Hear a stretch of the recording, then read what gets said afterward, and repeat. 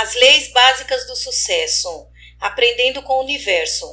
O tempo é o mais persistente dos mestres, só que infelizmente termina matando todos os seus discípulos. Você pode ter somente o tempo como mestre e sofrer as consequências advindas da demora, ou acelerar o processo, utilizando a experiência alheia. O mestre dos mestres é sem dúvida o próprio universo. Se você conseguir incorporar a sua estrutura psicológica às leis universais, sucesso e sabedoria serão algumas das consequências. O universo é pura inteligência, ordenado, incapaz de ser criado sozinho, regido por leis imutáveis e soberanas. Essas leis são absolutas na sua essência, interdependentes na sua aplicabilidade, independente do tempo e do espaço onde atuam, dependentes da intenção e consciência divina presentes em cada um de nós. A diferença que faz a diferença. Olhe à sua volta, o lugar onde você se sentou para ler este livro, o ambiente, as pessoas, os objetos. Pense em suas condições atuais de vida, trabalho e saúde. Pense em seus amigos, nas condições que cada um deles conquistou e também nas pessoas em geral com que você tem algum contato. Pense em algumas personalidades bem-sucedidas e famosas que você admira e percorra com a mente, nos mínimos detalhes, a imagem e o padrão de vida dessas pessoas. Procure ver os motivos da sua admiração por essas pessoas. Agora, olhe bem dentro de você. Tente perceber como está se sentindo nesse exato momento. Como estão indo aqueles sonhos acalentados há tantos anos? Foram realizados plenamente? Parcialmente? Foram arquivados? Deram lugar às opções mais reais? Foram adiados para alguma ocasião mais propícia? Ou continuam piscando em certos momentos no painel dos seus pensamentos mais íntimos? Você se sente satisfeito com o que já conquistou na vida? Almeja mais? Acredita nas suas chances? O que está faltando, afinal, para que você consiga ser realmente bem-sucedido? Uma pessoa bem-sucedida não é muito diferente de outra que não consegue o que quer na vida. A distância é muito menor do que parece. O sucesso mede-se em centímetros. Veja, por exemplo, na figura 1, a chegada de uma corrida de cavalos. O primeiro colocado ganhou um prêmio de $15.000 e o segundo de $5.000. Isso quer dizer que o primeiro cavalo foi 3 vezes mais rápido que o segundo? Claro que não. Na verdade, se medirmos a diferença da chegada entre eles e dividirmos pelo total da pista, quanto precisava ser mais rápido o segundo colocado para chegar na frente do primeiro? Quase nada. Isso significa que uma pequena diferença no desempenho faz uma diferença tremenda no resultado. Daqui uma semana, todos vão se lembrar do nome do cavalo vencedor e já terão se esquecido do segundo colocado, mas a diferença entre os dois foi mínima. Assim é na vida. O profissional que está ganhando 3 vezes mais do que o outro não está correndo ou fazendo 3 vezes mais, nem tem o triplo de conhecimento ou de inteligência. A diferença é mínima, mas é essa diferença que faz a diferença. Se eu perguntasse às pessoas o que é sucesso, receberia uma série de respostas diferentes. Por isso, vamos dar uma definição que servirá para todo mundo. Sucesso é conseguir o que se quer. Isso é diferente de felicidade, que é querer o que se já conseguiu. Para ser feliz, você não precisa de muita coisa. Basta estar satisfeito com o que possui. É uma questão de aceitação mental. Nada impede de continuar querendo e ambicionando outras coisas. O problema é que as pessoas estão ligando felicidade ao sucesso, então a conversa geralmente fica assim: quando for adulto, eu vou ser feliz. Quando eu me formar, serei feliz. Quando me casar, quando os filhos nascerem, quando eles se formarem, quando eles se casarem, quando os netinhos nascerem, quando eu me aposentar. E assim a vida passa, como um gato caminhando num telhado de zinco quente. A gente só sente o calorzinho. Este livro não se propõe a ensinar como ser feliz. Essa é uma decisão que pertence a cada um. Nós vamos discutir, sim, a ciência do sucesso. Parte do que vamos apresentar é baseado nos trabalhos do pesquisador Napoleão Hill, contratado por Andrew Carnegie, provavelmente o homem mais rico da sua época, para uma estranha tarefa. Carnegie encontrou o jovem Hill numa festa, quando ele tinha 19 anos. e ofereceu-lhe um trabalho, pesquisar por 25 anos o que havia de comum nas pessoas bem-sucedidas. Hill pensou durante uma semana e, finalmente, decidiu aceitar a proposta. Quando concluiu seu trabalho, Hill descobriu que eram as características das pessoas bem-sucedidas. Sucesso, portanto, tornou-se uma ciência. Você pode estudar e aprender como ser bem-sucedido na vida. Este livro lhe oferece essa oportunidade. Conte os triângulos da figura 2. Quantos são? As respostas são as mais variadas. Já ouvi desde 10 até 150. Primeiro, tente resolver sozinho. Contou todos? A maioria dos leitores não consegue identificar todos os triângulos. Se quiser conferir a resposta, veja a figura 2A na página seguinte.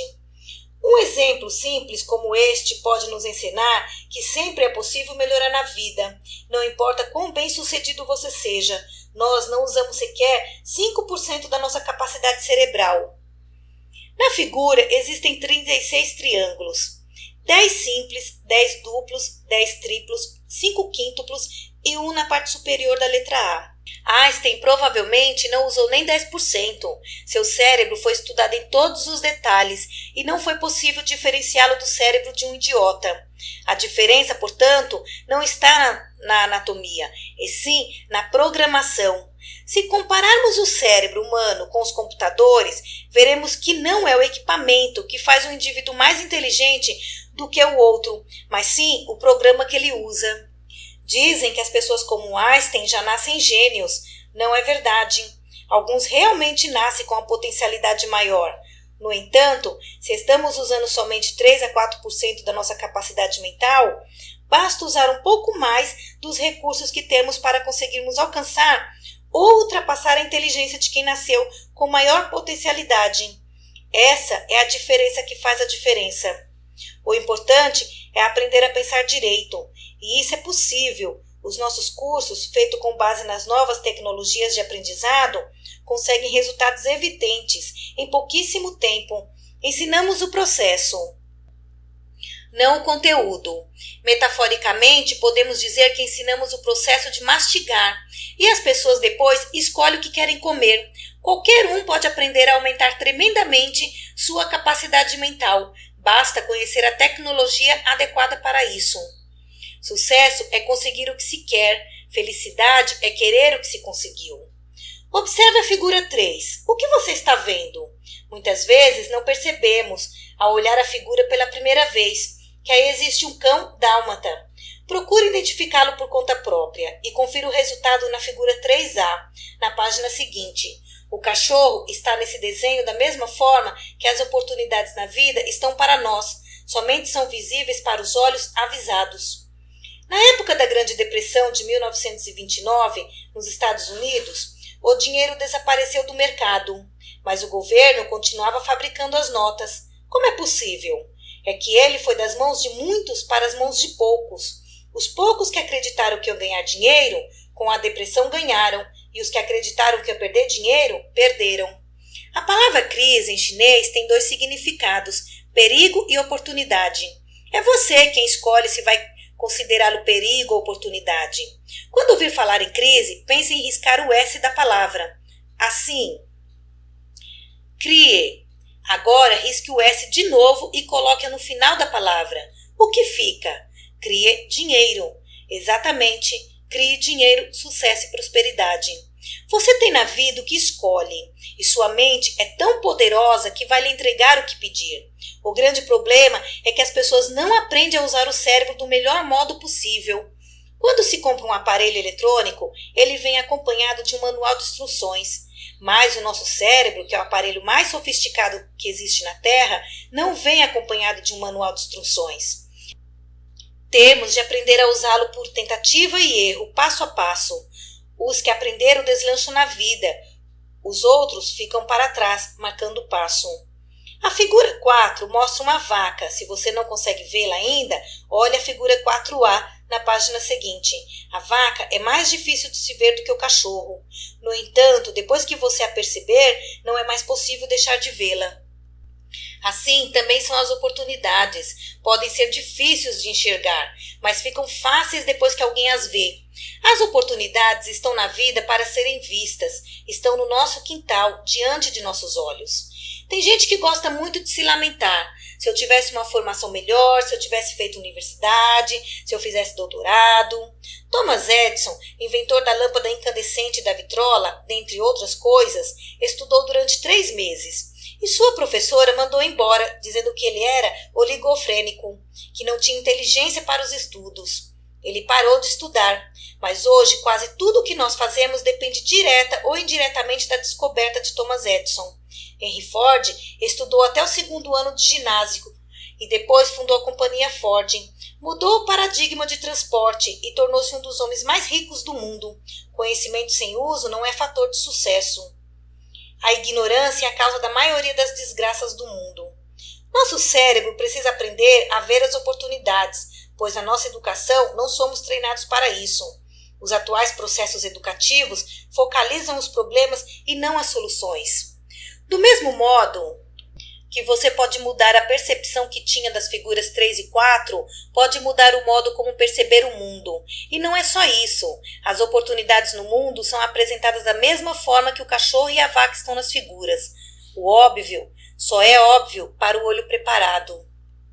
Lei do aumento, aprendendo o que focalizar.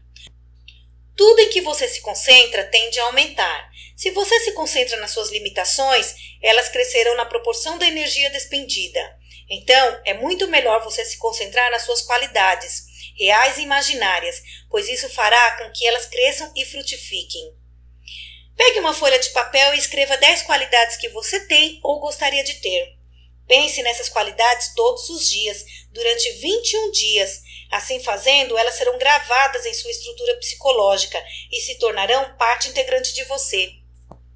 O mundo das ilusões. O que é realmente real? Nós vivemos em um mundo de ilusões. O que você pensa que é real, na verdade pode não ser. A realidade é algo subjetivo. Ao ler este livro, alguns o acharão fantástico, outros dirão que foi perda de tempo. A realidade não está no livro, mas sim na percepção daqueles que o leem. Para os cérebros preparados para estas informações, a mensagem terá sido espetacular. Para os outros, não. Pensamos que os órgãos dos sentidos nos mostram a realidade, mas na verdade eles nos enganam. Pensamos que a Terra está parada, no entanto ela gira numa velocidade incrível. Temos a sensação de que ela é plana, mas sabemos que é redonda. O Sol parece girar em torno dela, mas o correto é o contrário. A primeira maior ilusão que temos é pensar que o que vemos é. Vamos examinar melhor algumas ilusões dos nossos sentidos por meio de alguns desenhos. Veja a figura 5. Qual das silhuetas é a mais longa? Aparentemente é a 4, entretanto, todas são iguais. Veja com uma régua se quiser. A diferença está na interpretação feita pelo cérebro.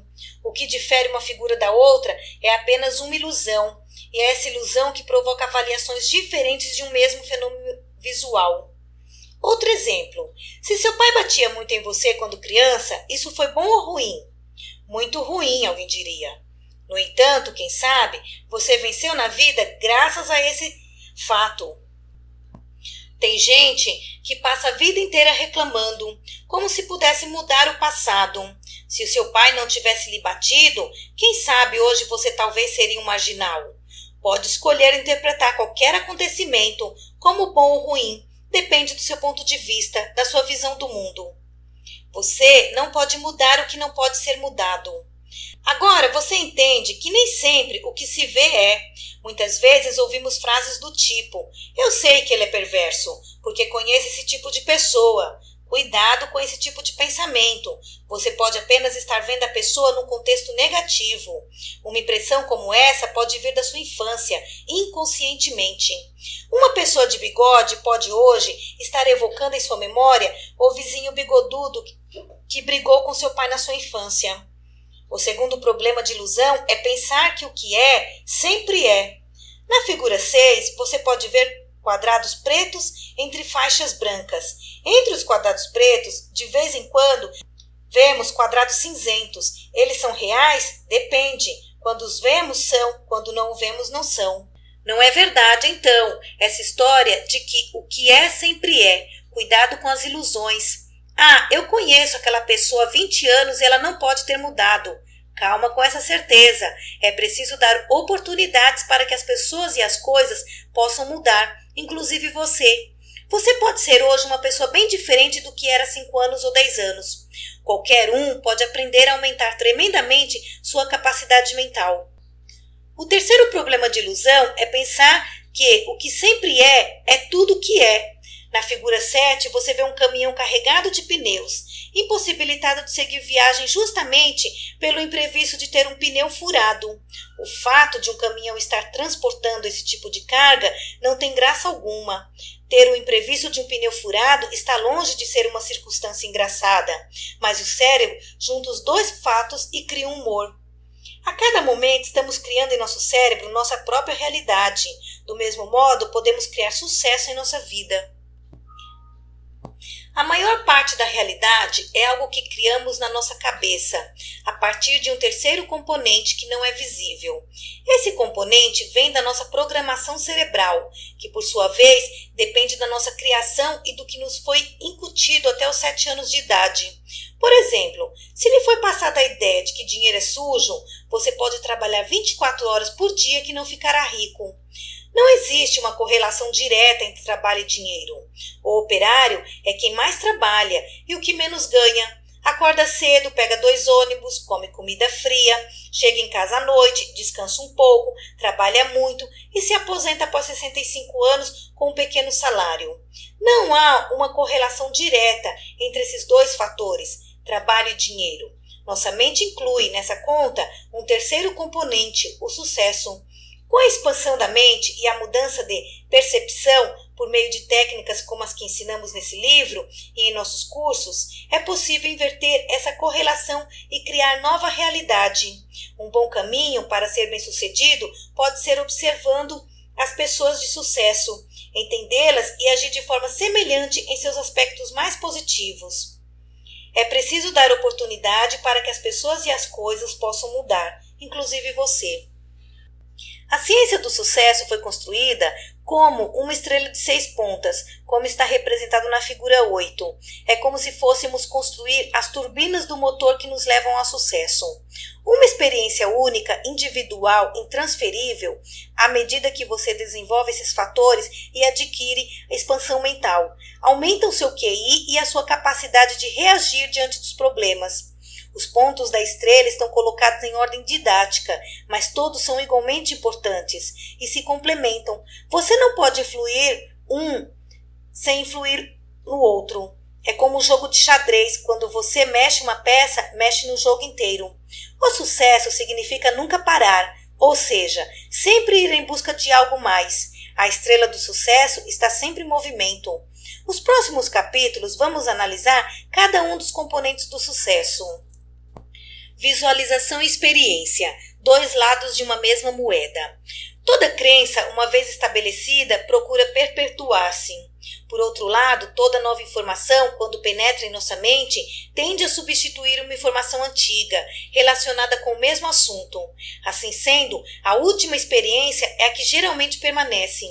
Se você caiu da bicicleta e ficou com medo de andar novamente, o que vai perdurar é o medo de andar de bicicleta. Se você caiu, levantou-se, mesmo com medo, andou novamente, o que vai perdurar é a capacidade de andar de bicicleta. Visualização é um recurso fundamental para a instalação de experiências no sistema nervoso. Quando uma visualização é bem feita, o cérebro não se importa em saber se aquilo realmente aconteceu no mundo físico ou apenas na imaginação.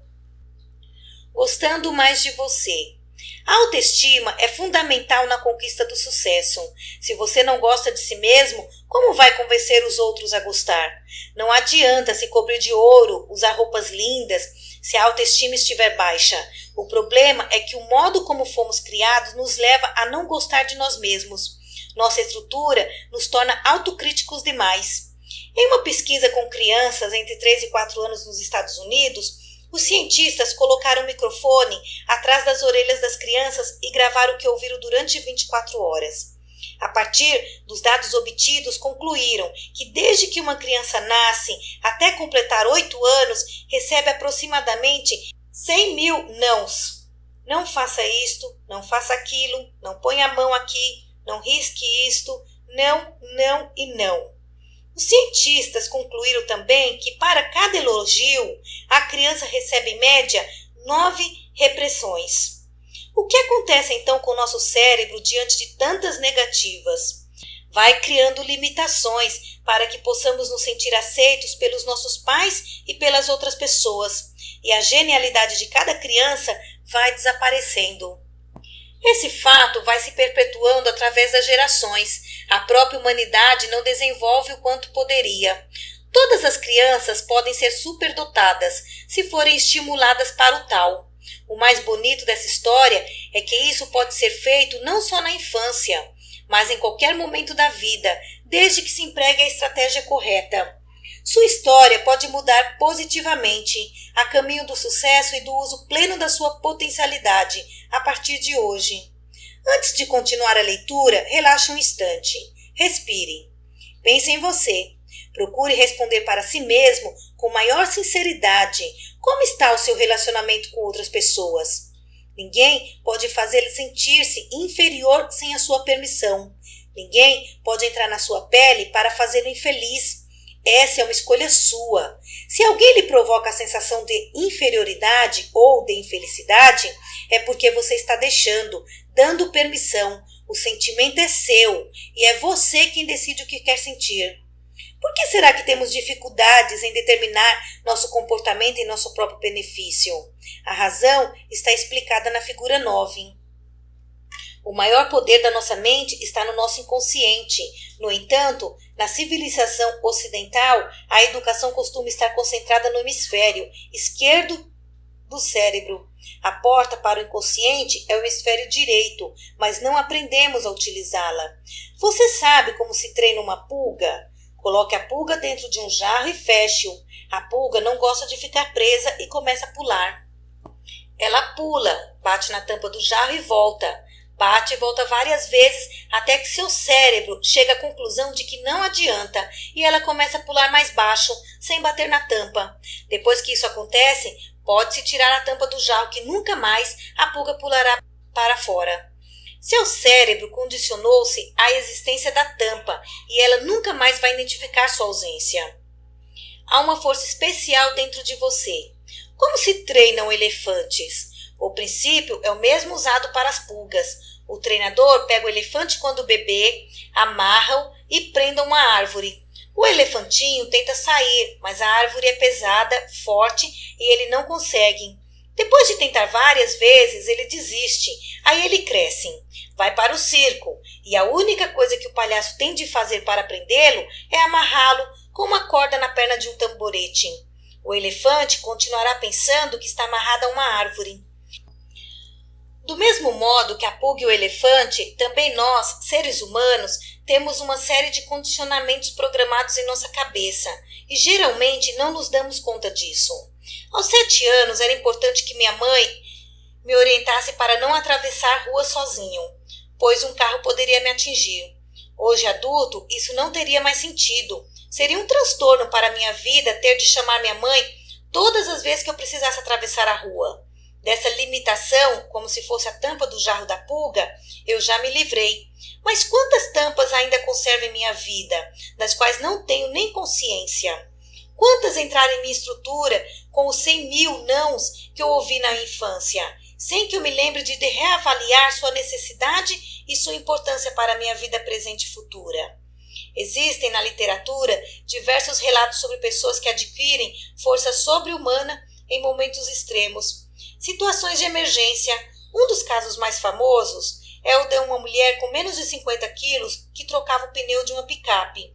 Quando o macaco escorregou e seu filho de 4 anos, que havia saído do carro sem que ela visse, ficou preso embaixo do carro. Ela levantou a picape, que pesava toneladas, para liberar seu filho.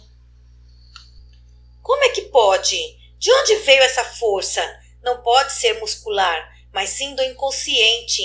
Existe uma força especial que vem dentro de você, ou do universo, como quiser. sem que precise gritar Shazam. Como obter essa força? Continue lendo e você aprenderá. Dissonância cognitiva. Forças antagônicas gerando conflito. Conflitos interiores são vivenciados quando duas crenças antagônicas convivem simultaneamente no mesmo cérebro, ou quando a pessoa age de forma incoerente com suas próprias crenças. Vamos imaginar que uma parte de você pensa de um modo e outra parte pensa de outro. Você fica dividido internamente e nessa situação de conflito interior há perda de energia vital. Quando ocorre um conflito desse tipo, a tendência é sempre minimizar a diferença, alterando uma das partes. Se você, por exemplo, acredita que fumar faz mal e continua fumando, conflito entre crença e ação. Ou para de fumar, mudança de sua ação. Ou racionaliza, iludindo a si mesmo, tentando se convencer de que fumar não é prejudicial. A ciência do sucesso. Uma dúvida pode estar lhe ocorrendo neste momento. Será possível aprender a ciência do sucesso em tão pouco tempo ou apenas lendo um livro? Basta você preparar seu cérebro para que isso se torne possível. Imagine-se há 5 séculos numa viagem de veleiro de Portugal para o Brasil, que duraria muitas semanas. Alguém dissesse que um objeto mais pesado que o ar, um avião, poderia fazer esse mesmo trajeto em 4 horas.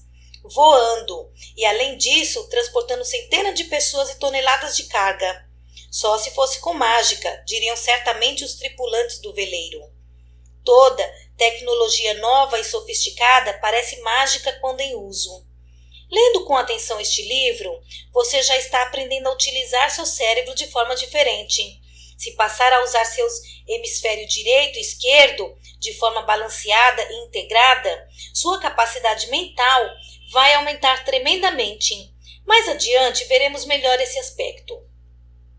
As limitações que vivemos decorrem do uso limitado que fazemos do nosso cérebro e da programação negativa em nós instalada durante a infância. Vamos dar um exemplo. Se eu colocar uma tábua com 30 centímetros de largura no chão e pedir para você andar sobre ela, você não recusará. No entanto, se esta mesma tábua for colocada entre 2 prédios, mesmo em um dia sem vento, em que o sol não estivesse atrapalhando a visão e em que nada pudesse incomodar, quase ninguém aceitaria. Por quê? A razão não é física, pois a tábua é a mesma. O que acontece é que surge uma conversa dentro da sua cabeça que diz: cuidado, você pode cair. Então você começa a tremer. A limitação, portanto, é resultado de uma mensagem negativa que aparece dentro do seu cérebro. É possível aprender numa hora o que se costumava aprender em uma semana. Basta você acreditar e adquirir a tecnologia para tal. Se sua mãe lhe dizia quando criança: menino, você é tapado. Você cresce pensando que não tem capacidade de aprender. Presta vestibular várias vezes e não consegue passar. Isso não tem nada a ver com inteligência. Basta desenvolver uma boa autoestima para conseguir êxito nas provas. Vamos introduzir agora o conceito de cibernética à psicologia. Cibernética é a ciência que estuda sistemas autônomos, ou seja, é a ciência capaz de colocar inteligência em máquinas. A temperatura em uma sala equipada com ar refrigerado, por exemplo, depende de um termostato. Quando a temperatura ultrapassa determinado nível, o ar-condicionado liga-se automaticamente. Todos nós temos um termostato interno que determina nosso valor. Aliás, todos temos escrito na testa, com uma tinta invisível, o quanto valemos. Este é o valor que o mundo vai nos entregar. A realidade vai mostrar-me o valor que eu acho que possuo. Ela sempre refletirá o valor que o meu termostato interno registrar, ou seja, eu mesmo. Se eu aumentar o nível do meu termostato, a realidade também aumentará. É importante reparar que o nível do termostato não tem nada a ver com a temperatura externa. Dentro de uma sala, se o termostato for regulado para 22 graus, a temperatura interna será de 22 graus, independentemente da temperatura externa.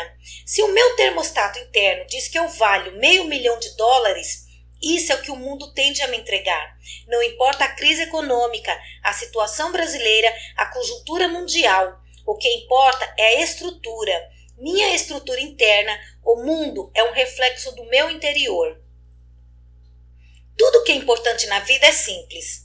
Quando existem 5 teorias para explicar alguma coisa, é porque ninguém sabe de fato a explicação. Outro ponto interessante é que você não precisa entender as coisas para que aconteça. Antes de Newton demonstrar a lei da gravidade, se você pulasse de um penhasco, fatalmente cairia. A gravidade não está nem aí se você a entende ou não. Sempre se tratou a úlcera. E só recentemente descobriu-se que ela pode ser também causada por uma bactéria. O importante é aprender fazendo. Se eu tiver de entender tudo o que estou fazendo para então fazê-lo, provavelmente não farei nada. Para acompanhar a evolução do mundo, precisamos usar o cérebro de modo diferente do habitual. O conhecimento de agora para frente dobra no mundo a cada 2 anos. A partir do ano 2010, vai dobrar a cada 80 dias. As informações se multiplicam num ritmo tão intenso que é cada vez mais impossível a qualquer pessoa, inclusive ao leitor mais voraz, ficar atualizado com tudo o que se publica. É preciso usar a outra parte da mente, a parte intuitiva, o hemisfério direito do cérebro, que nos abre para os poderes do inconsciente. O segredo está no inconsciente, sua autoestima está no nível inconsciente. Envolvendo e comprometendo. A diferença que faz a diferença. Existe uma grande diferença entre envolvimento e comprometimento. Quando ocorre um comprometimento, o resultado é uma conspiração universal. O universo passa a ser seu aliado, quando suas metas estão alinhadas com a sua finalidade de vida, e você se compromete a alcançá-las, ousando fazer. O poder de realização lhe será outorgado. Ousadia positiva traz consigo algo mágico, sublime e poderoso. É preciso crer para ver. São Tomé dizia, é preciso ver para crer, mas ele se enganou, pois o contrário é que é verdadeiro, é preciso crer para ver. Se eu esperar ver para crer, estarei sempre chegando tarde, depois dos que ao contrário creram e tendo acreditado conseguiram ver. Na região de Miami, muitas pessoas que andam de barco tomam cerveja e, apesar de ser proibido, jogam as latas no mar. A cerveja Budweiser, uma das marcas preferidas dos americanos, possui como característica uma faixa vermelha na lata. Foi feita uma pesquisa com mergulhadores sobre o que eles enxergavam no fundo do mar. Eles descreviam os peixes da região e se referiram às latas de cerveja Budweiser. Aos lhe perguntarem sobre como identificaram as latas, eles disseram ser pela forma e pela cor vermelha da faixa. Sabe-se, no entanto, que o olho humano é incapaz de visualizar a onda de luz vermelha abaixo de 150 pés de profundidade. Se fizermos o mesmo teste com pessoas que não conhecem a cerveja, elas não reconhecerão a cor da embalagem, mas aqueles mergulhadores que têm na memória a imagem da cerveja conseguiram enxergar a faixa vermelha. Como dissemos, é preciso crer para ver. Se eu tiver sucesso na minha mente, o sucesso virá. Se meu cérebro armazenar desgraças, é isso que vou enxergar no mundo. Se eu tiver amor, é o que receberei. O ódio irá para quem tem ódio. No momento em que você muda suas crenças e seus sistemas de valores, o mundo muda com você, como no estalar de dedos. Se você estiver de acordo consigo mesmo, vai manifestar isso no universo. É como na história de um executivo que chega em casa com a maleta cheia de trabalho. Seu filho de 6 anos o procura para brincar e ele, muito ocupado, tem uma ideia. Abre o jornal e vê a fotografia do mundo. Pega uma tesoura e a corta em pedaços. Volta-se para o filho e diz: encaixe os pedaços e quando terminar eu brinco com você. Imaginou que o trabalho fosse demorar várias horas, mas em poucos minutos o menino voltou com o trabalho pronto. Pasmo, perguntou ao filho como ele havia conseguido recompor a figura em tão pouco tempo. Foi muito simples, pai, respondeu o menino. Do outro lado do jornal havia a fotografia de um homem. Eu juntei o homem e o mapa do mundo ficou certo. Moral da história: quando o homem está certo, o mundo está certo. Não tem nada de errado com o mundo em si. O caso não é somente mudar de cidade ou de país. Você também tem de mudar. Se você mudar, o mundo muda com você. Perguntaram a William James, um dos grandes filósofos e psicólogos americanos, qual a descoberta mais importante no campo do desenvolvimento humano nos últimos 100 anos? Sua resposta foi o seguinte: até agora pensava-se que, para agir, era preciso sentir. Sabe-se hoje que, se começarmos a agir, o sentimento aparecerá. Essa foi, para mim, a descoberta mais importante do século para o desenvolvimento humano. Dr. James resume essa descoberta como o seguinte ditado: o passarinho não canta porque está feliz, ele está feliz porque canta. Mesmo que você esteja deprimido, se começar a agir de um jeito feliz, passará a sentir feliz, e então a ser feliz. O comportamento muda o sentimento muda o pensamento. A maioria das pessoas diz: o dia em que eu me sentir assim, eu vou fazer. Não é este o caminho. Comece logo a fazer, que o sentimento aparece. As coisas mudam fora e dentro de você. Intenção sem ação é ilusão. Ouse fazer e o poder lhe será dado. 1, 2 e 3. Ocorrência estabelecendo tendência. Tudo pode acontecer uma vez, mas isso não significa que vai se repetir. Uma única ocorrência não estabelece tendência. Por exemplo, seu melhor amigo pode uma vez fazer algo que não condiz com a amizade entre vocês. No entanto, se isso ocorrer 2 vezes, a tendência ficou estabelecida. Ou seja, a probabilidade de ocorrer uma 3ª vez é muito grande. A consciência disso ajuda a agir com prudência, mas vale um pouco de cautela do que muito remorso. Os hemisférios cerebrais, o mesmo lado da outra moeda. Um passarinho precisa das 2 asas para voar. Se cortarmos a ponta de uma delas, ele vai voar em círculos. E se uma das asas for mais forte do que a outra, não importa o quanto mais, o problema persistirá. Para sermos bem-sucedidos na vida, precisaremos dos 2 hemisférios cerebrais em equilíbrio. Precisamos ser capazes de trabalhar com os 2 lados do cérebro. Os hemisférios direito e esquerdo têm função diferente. Processam informações de forma diferentes e assim se complementam, ampliando nossas possibilidades de compreensão e atuação no mundo. Para explicar as diferentes habilidades de cada hemisfério, vamos enxergar as 2 situações. Hemisfério esquerdo: detalhista, mecânico, substância, preto e branco, cético, linguagem, lógico, fechado, cauteloso, repetitivo, verbal e analítico. Hemisfério direito: amplo, criativo, essência em cores, receptivo, meditação, artístico, aberto, aventureiro, inovador, visual e sintético. Vejamos inicialmente o indivíduo com o hemisfério esquerdo muito predominante. Ele tem capacidade fabulosa para a matemática, faz qualquer conta de cabeça, mas é caixa de uma lojinha no centro, onde trabalha há 15 anos e vai continuar trabalhando pelos próximos 20. Se o indivíduo tem apenas o hemisfério esquerdo desenvolvido, ele é inteligente, lógico, detalhista, meticuloso, objetivo, disciplinado e todos ficam impressionados com sua capacidade matemática. Ele ganha 3 salários mínimos por mês. No outro extremo, vemos um artista brilhante que pinta quadros maravilhosos. O hemisfério direito é predominante em seu cérebro. Ele é intuitivo, sensível, desprendido, dotado de grande senso estético e apurado sentido ético. Está desempregado, passando necessidade, e seus quadros estão guardados na despensa da casa. Veja o exemplo de Van Gogh. Pintou mais de 1.600 quadros durante a vida. Vendeu um, viveu e morreu na miséria. Quanto melhor você aceita suas falhas, mais aprende com elas para fazer certo da próxima vez. O segredo é balancear os 2 hemisférios. Na civilização ocidental, a educação geralmente dá ênfase ao desenvolvimento do hemisfério esquerdo. Para compensar essa hipertrofia e obter um balanceamento, nosso trabalho concentra-se na expansão do hemisfério direito, via de entrada para o inconsciente. Tirar conhecimento do inconsciente parece mágica. É interessante notar como raramente os indivíduos têm percepção de suas limitações.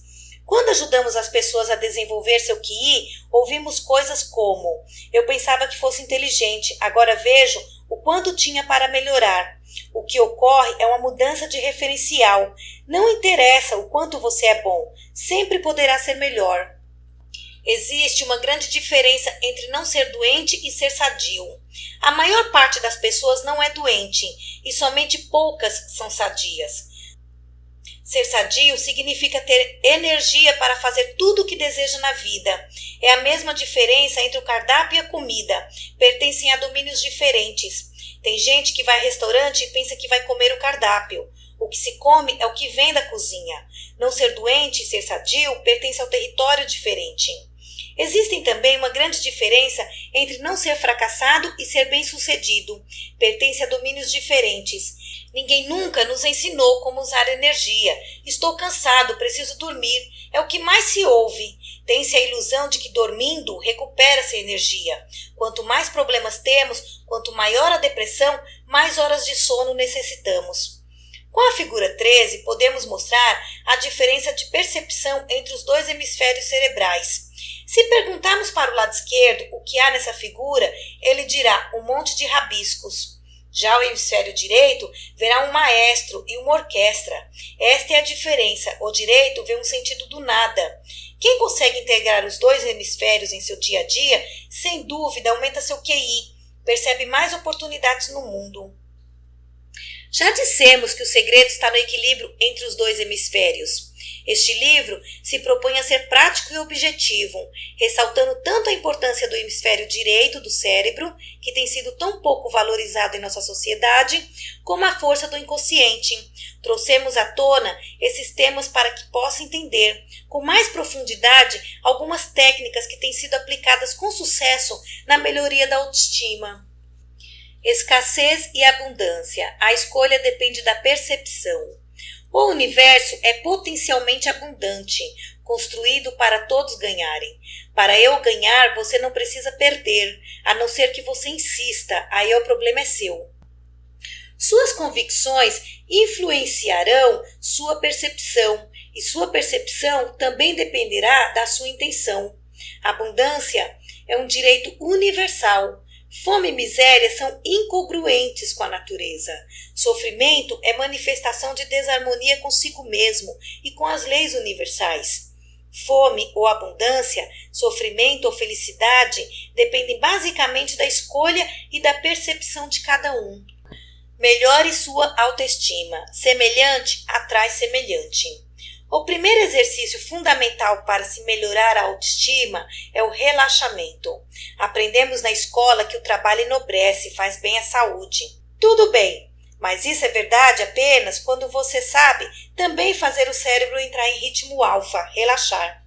Existem várias técnicas de relaxamento, como respiração, músicas especiais, mantras para meditação, massagem, yoga. Poucos sabem a diferença entre distress e estresse. O estresse é uma coisa boa, está ligado à emoção de realizar coisas e traz energia. Entretanto, se eu ficar preocupado e ansioso para fazer, isso é distress, que é prejudicial.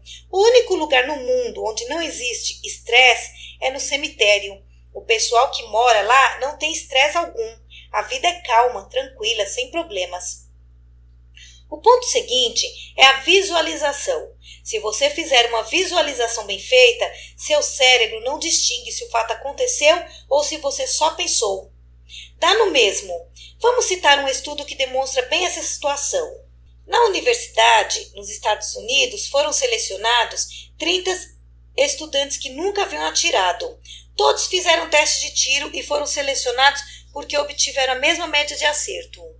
Depois disso, eles foram divididos em 3 grupos. O primeiro grupo treinou 20 minutos por dia, 5 dias por semana, durante 6 semanas.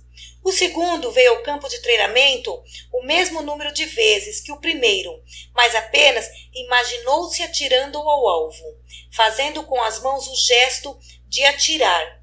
O terceiro vinha ao local dos treinos, mas só ficava brincando à toa. Após o período de 6 semanas, os testes de tiros foram repetidos. O primeiro grupo, que havia treinado com revólver, melhorou 83%. O segundo, que apenas visualizou os tiros, melhorou 82%. E o terceiro grupo, que ficou à toa, apresentou o mesmo desempenho anterior. Isso demonstrou que o revólver foi, nada mais nada menos, apenas um instrumento para concentrar a mente, assim como as mãos e os olhos. Quer dizer que eu posso treinar um esporte mentalmente? Claro que sim, fazendo visualização. Trabalhe seus pontos fortes, que o resto se fortalece. O terceiro item da autoestima é saber aceitar as falhas. Como é que aprendemos a andar? Caímos e levantamos, caímos e levantamos, caímos e levantamos, até acertar. Se em determinado momento, quando neste seu treinamento, ainda neném, você dissesse não vou conseguir, não adianta, você não estaria andando até hoje. Mas o bebê não está nem aí para isso. Ele vai experimentando e falhando até que um dia ele anda. Em nossa educação, no entanto, falhar é pecado e à medida que isso acontece, nossa autoimagem vai sendo destruída. Ocorre que é tempo de nos lembrarmos do bebê persistente que já fomos. Tudo que é importante na vida não se faz certo da primeira vez. Temos de estar preparado para aprender com as falhas. Se você disser não quero falhar, será muito mais difícil progredir na vida. Quanto melhor você aceita suas falhas, mais aprende com elas para fazer certo da próxima vez. E assim, aprendendo, acertando, progredindo, confiará mais em si mesmo e terá mais autoestima. Erros são grandes momentos em nossa existência. Erros criam oportunidades para a nossa autorrealização. Outra receita de autoestima é sorrir. Você sabia que para franzir a testa usamos 32 músculos e para sorrir apenas 28? Sorria, sorria, nem que seja por economia. O sorriso é muito importante para melhorar sua autoestima. Quando você sorri, mesmo que não esteja sentindo nada, seu cérebro recebe uma mensagem de que está tudo bem. Existe uma conexão direta entre o sorriso e o sistema nervoso central. Quando você sorri, libera no cérebro um hormônio chamado beta-endorfina, que leva à sua mente uma mensagem positiva. Você sabia que as mulheres sorriem muito mais do que os homens? Há vários estudos que mostram isso, e como você provavelmente sabe, as mulheres vivem em média 8 anos a mais que os homens. O sorriso tem a ver com isso? Claro que sim. No estudo realizado em um hospital psiquiátrico, 2 grupos de pacientes deprimidos foram submetidos à mesma terapia medicamentosa. Num deles, foi colocado um esparadrapo na boca, que fazia parecer que os pacientes estavam sorrindo. Os pacientes desse grupo apresentaram uma melhora bem mais rápida porque, quando sorriam, mesmo involuntariamente, mandavam ao cérebro uma mensagem de felicidade. Viva o hoje e planeje o amanhã. Todos sabem que, por uma questão de cultura, os japoneses sorriem quando estão ao lado de outra pessoa. Em recente experiência, um grupo de japoneses foi colocado assistindo a um filme de terror com um catéter na veia para colher amostras de sangue para a dosagem de catecolaminas, hormônios do estresse. A frequência cardíaca deles também era medida. 2 situações distintas foram criadas. Na primeira, assistiam ao filme acompanhados. Quando aparecia uma cena de terror, eles olhavam para o lado e sorriam. A seguir, assistiram ao filme sozinho, não tendo para quem sorrir. Na primeira situação, o nível de catecolaminas no sangue e a frequência cardíaca eram bem menores, demonstrando que o sorriso provocava uma reação que diminuía a liberação de hormônio do estresse. Mais uma atitude importante para reforçar sua autoestima é a capacidade de você se doar. Prestar serviços úteis ao seu próximo, à sua comunidade, sem interesse financeiro, faça coisas de graça e verá que o mundo vai lhe devolver a doação. Isto não significa que você não deve valorizar seu trabalho. Pratique a síndrome de Robin Hood. Cobre caro do rico e ajude o necessitado. Além disso, pratique a generosidade, dando às vezes até para quem não precisa. Devemos praticar caridade e generosidade. Outro item fundamental são as pessoas ao seu redor. Se você vive em terreno de peru, é muito difícil aprender a voar como águia. Se você convive com pessoas negativas, é difícil desenvolver uma autoestima sadia. Isso não significa deixar de lado pessoas que precisam de você, mas saiba escolher ambientes e relacionamentos propícios à sua felicidade. Se você, antes de mais nada, não estiver bem, não conseguirá ajudar os outros a ficar bem, e o círculo vicioso poderá ser prejudicial a todos. Sempre se disse que devemos desenvolver os pontos fracos em nossa vida. Isso não está correto. Na verdade, devemos nos concentrar em nossas qualidades. Se eu tenho 1,50 m de altura, posso treinar 24 horas por dia, 365 dias por ano, que nunca vou pertencer a uma seleção de basquete. A altura não é um dos meus predicados, então não vou perder tempo aprendendo basquete. Vou procurar desenvolver uma qualidade inata que eu possua, concentrando-me nela. Trabalhe no que você é forte, que o resto se fortalece. Na figura 14, vemos um desenho representando Chamberlain, um dos grandes jogadores de basquete, junto com o Schumacher, o jockey que ganhou o maior número de corridas profissionais. Imaginem o Chamberlain em uma corrida de cavalos, coitado do cavalo, provavelmente nem sairia do lugar, e o Schumacher jogando basquete.